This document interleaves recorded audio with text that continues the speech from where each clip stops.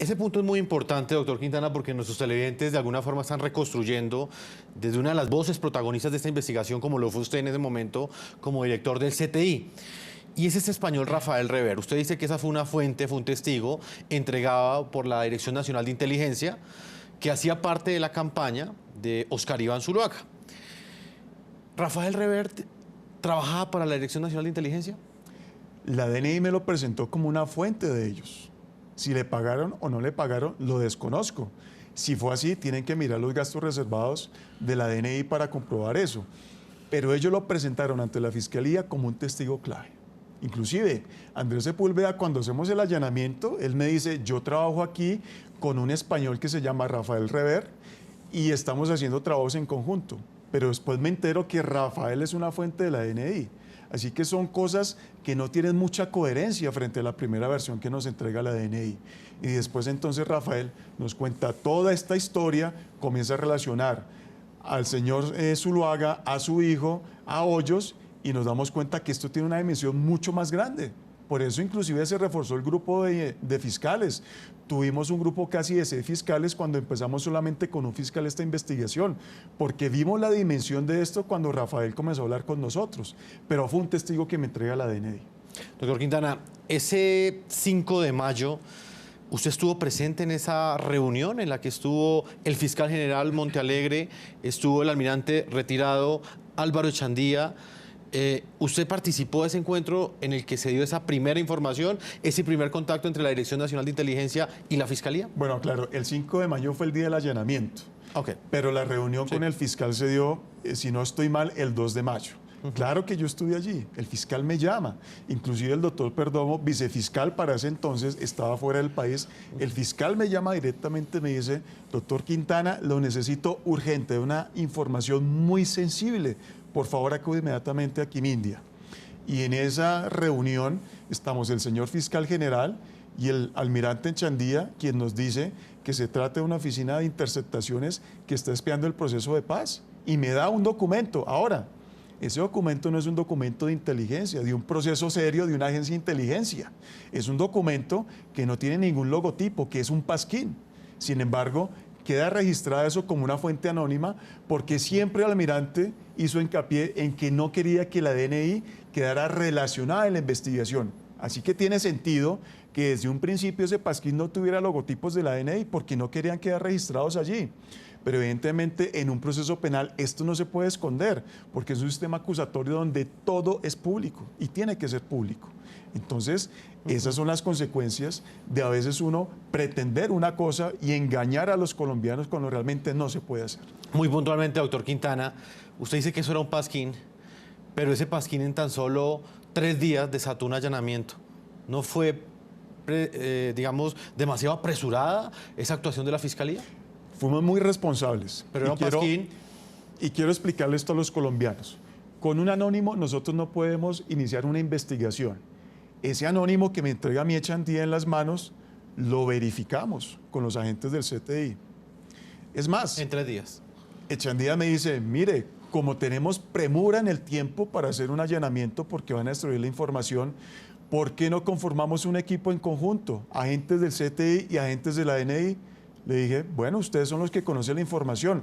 Fueron los agentes de la DNI quienes direccionaron a los agentes del CTI, quienes les mostraron las direcciones, quienes les mostraron los bienes inmuebles, fueron quienes les ayudaron a identificar a las personas que trabajaban en la oficina.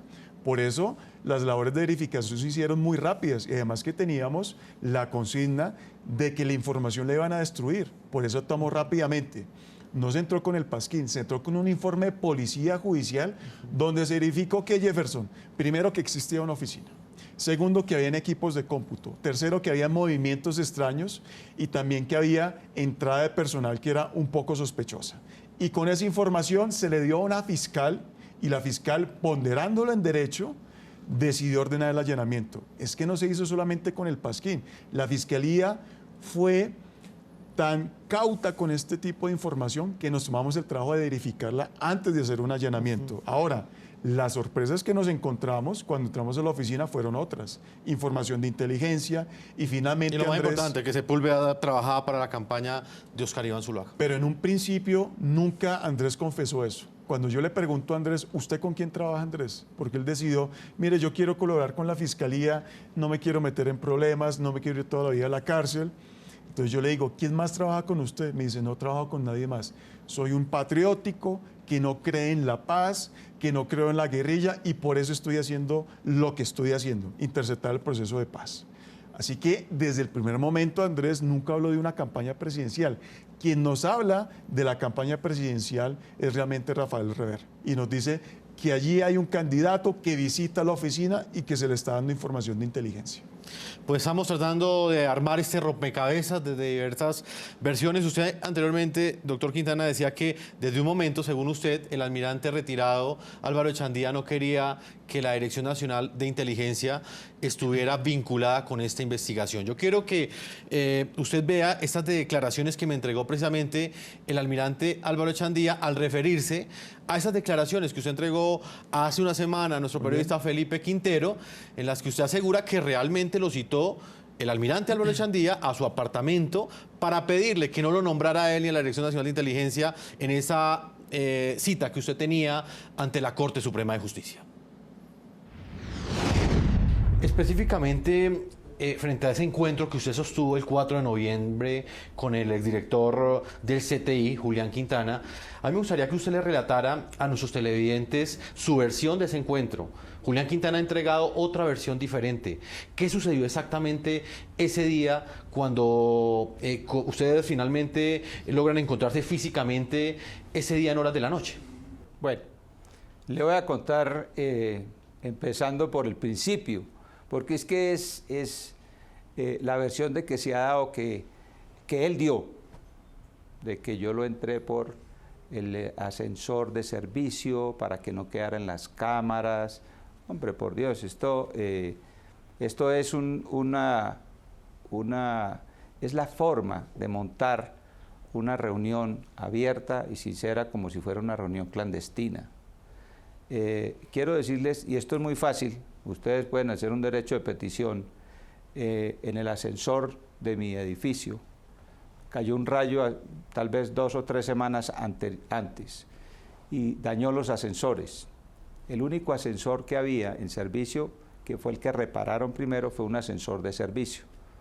Por eso lo recibí yo en ese ascensor y cuando llegó le pedí disculpas, porque pues normalmente uno no entra por el ascensor de servicio a un amigo o a una visita, porque es el ascensor donde se mueven los obreros, las muchachas del servicio, la carga. Pero contrario a lo que él dice, que lo subí por ese ascensor para que no quedara en las cámaras, ¿sabe una cosa? El ascensor principal no tiene cámaras. El de servicio sí, precisamente porque ahí se mueven el servicio, los obreros y demás. Pero además de eso, cuando alguien llega a mi edificio, en el parqueadero, en el lobby, están las cámaras y la gente queda registrada. Es decir, era algo que yo, primero, no podía ocultar y segundo, no tenía ningún interés en ocultarnos. Yo no estaba haciendo una reunión que yo quisiera esconder.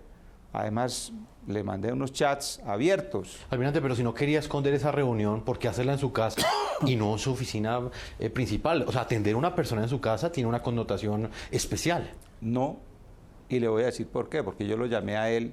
Si usted revisa los chats que él publicó, unos chats personales que nos enviamos y que él publicó, yo lo llamé a él alrededor de las 2 de la tarde, si no estoy mal, 2:20 de la tarde. Lo llamé por teléfono. Él me contesta más tarde diciendo que está embolatado y que va para el parque de la 93. Hacia las 7 de la noche volvemos a hablar y yo ya me estoy desplazando hacia mi casa.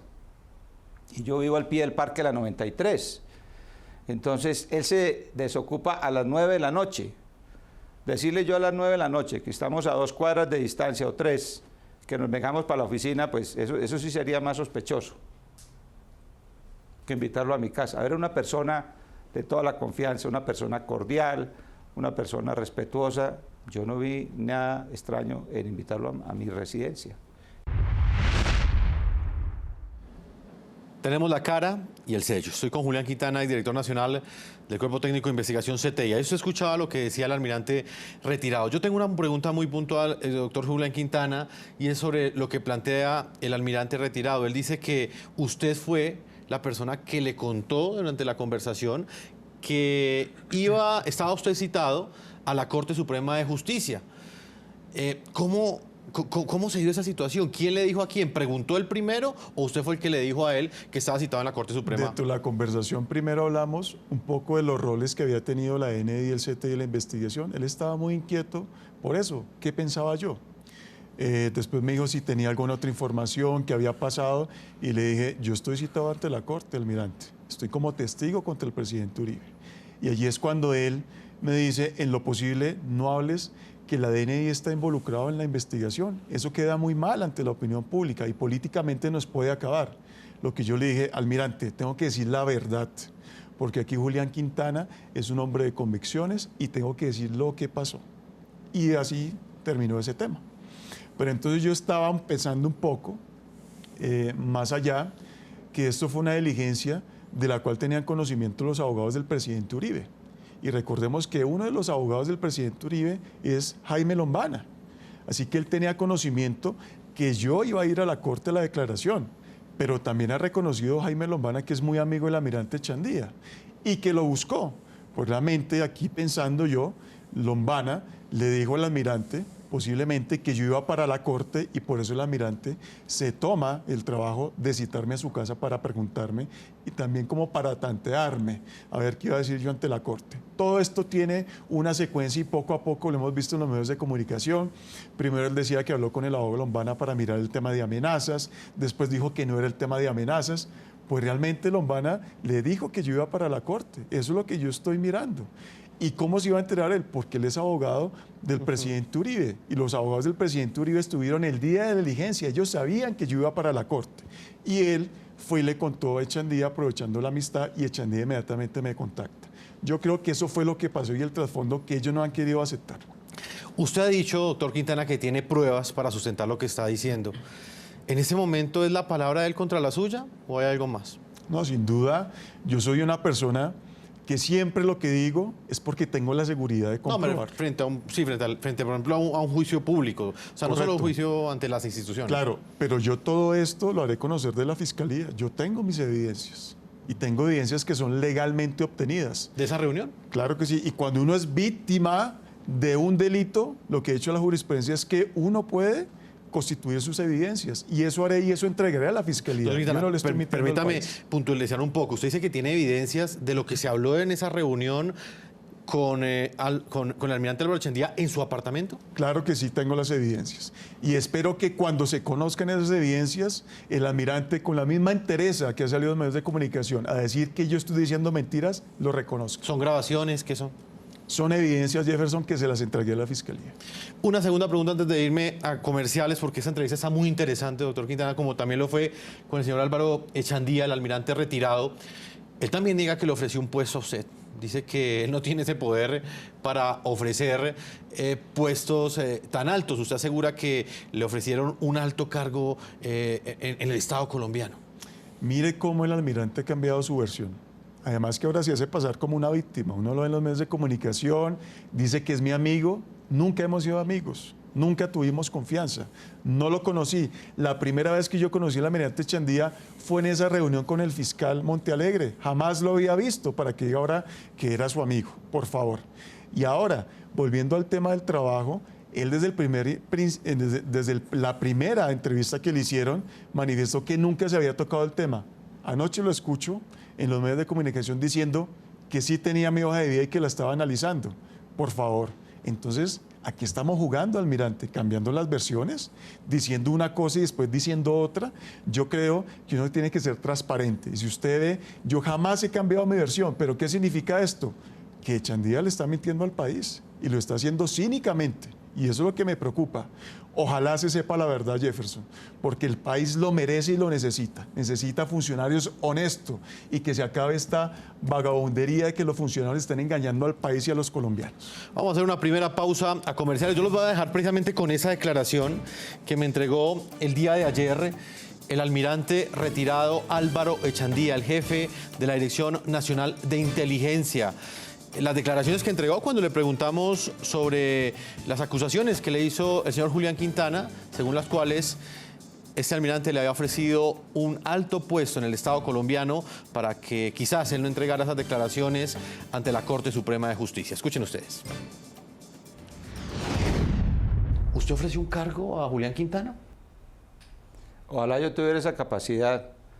Si tuviera esa capacidad de dar cargos en el Estado, tendría a mi familia en los mejores cargos.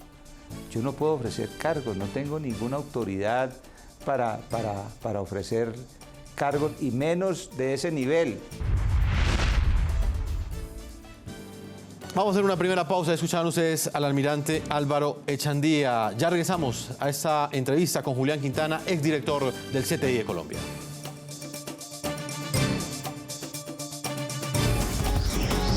Ya regresamos con La Noche.